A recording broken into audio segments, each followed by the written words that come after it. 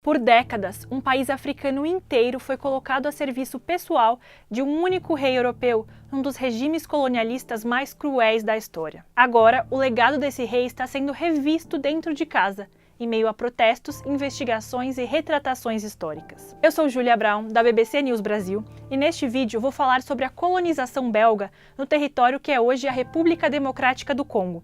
Uma história bárbara e que despertou a reação até mesmo das outras potências colonialistas da época. Voltemos no tempo para 1885, na Conferência de Berlim, quando os países da Europa se reuniram para fazer o que ficou conhecido como a Partilha da África, ou seja, dividir o continente africano em pedaços que seriam oficial e politicamente controlados pelas potências europeias daquele período. Nessa conferência, o rei Leopoldo II, da Bélgica, pleiteou levar uma missão civilizatória e filantrópica para a região da Bacia do Rio do Congo, no centro do continente africano. O pedido deu certo.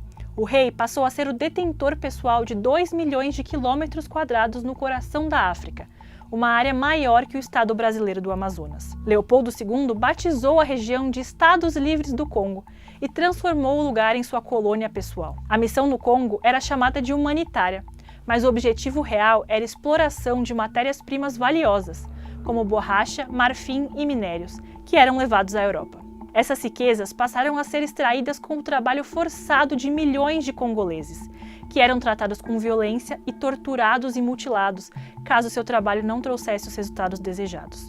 Fotos de arquivo da época dão a dimensão dessa brutalidade, mostrando congoleses sem mãos ou pés depois de terem sido punidos. Uma das fotos mais marcantes mostra um homem observando os pequenos braços e pés que haviam sido amputados de sua filha de 5 anos. A menina foi morta em retaliação ao fato de que a aldeia onde ela morava não tinha produzido borracha o suficiente. Os administradores coloniais também sequestravam crianças órfãs de comunidades congolesas e as levavam a colônias infantis para trabalharem ou serem treinadas como soldados.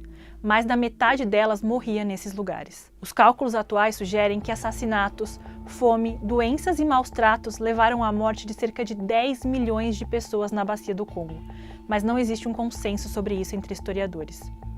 Leopoldo II nunca pôs os pés na sua colônia pessoal africana, mas os lucros da venda das matérias-primas enriqueceram ele pessoalmente e fluíram pela economia da Bélgica.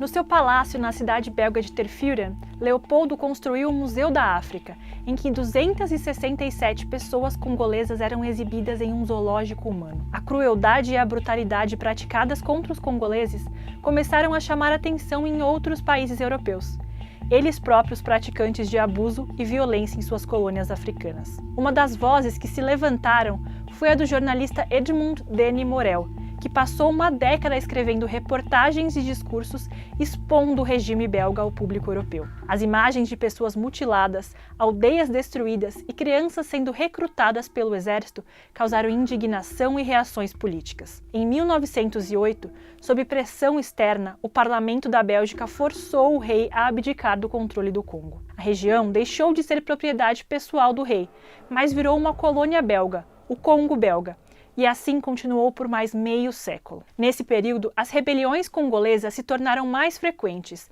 e os choques com as tropas belgas se tornaram mais violentos. Até que, em 1960, a Bélgica capitulou e aceitou a independência do Congo. Em plena Guerra Fria, o novo país virou palco de uma entre as muitas disputas de influência entre americanos e soviéticos, mas também de brigas internas entre grupos políticos rivais. Depois de 30 anos de ditadura militar em que o país foi batizado de Zaire, nasceu em 1997 a República Democrática do Congo, com um regime frágil e uma sucessão de assassinatos políticos, golpes e disputas de poder entre milícias. Uma guerra civil iniciada no final dos anos 1990 nunca cessou plenamente, deixando mais de 6 milhões de mortos, vítimas de confrontos diretos ou de doenças e desnutrição. A República Democrática do Congo é até hoje um dos países mais pobres e conflagrados de todo o mundo.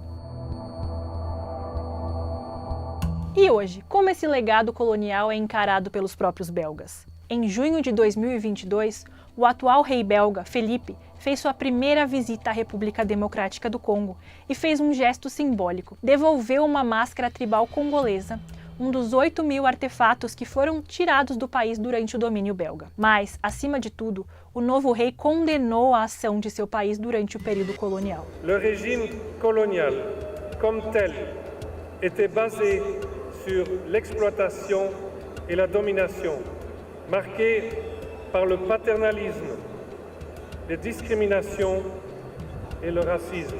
À l'occasion de mon premier voyage au Congo, ici même, face au peuple congolais, je désire réaffirmer mes plus profonds regrets pour ces blessures du passé.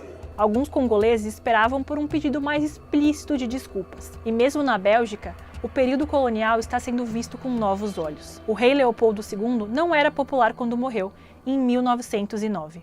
Mas, como explicam as repórteres da BBC, Georgina Hannard e Eve Webster, naquela época a Primeira Guerra Mundial se aproximava e existia entre os belgas o medo de que seu país pudesse ser varrido do mapa. Nesse espírito, o sobrinho e sucessor de Leopoldo, o rei Alberto I, ergueu estátuas do tio para reforçar a memória coletiva do que seriam os tempos de glória e modernização para um país de pequenas proporções geográficas. E foi assim que o período de Leopoldo II seria retratado nas décadas seguintes. Essa imagem persistiu em uma parcela da população. Em 2010, o ex-chanceler belga Louis Michel chamou Leopoldo de um herói com ambições para um país pequeno como a Bélgica. Mas muitos também passaram a questionar esse passado e criticar a exaltação a um período sanguinário da história.